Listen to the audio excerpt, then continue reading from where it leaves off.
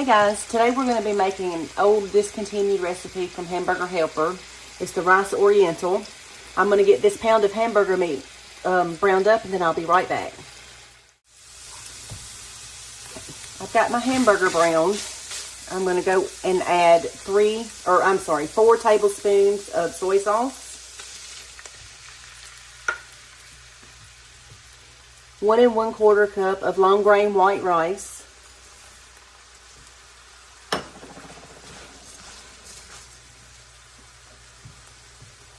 and I have 1 teaspoon each of garlic, onion powder, and minced garlic, and 3 tablespoons of onion soup mix. I make my own, but if you buy the packets, use the whole packet.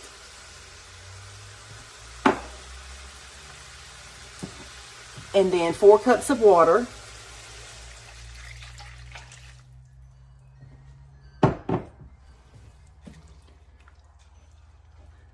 We're going to get this mixed up really good and put a lid on it and cook it on low for about 20 to 30 minutes. And here we go, guys. It's ready.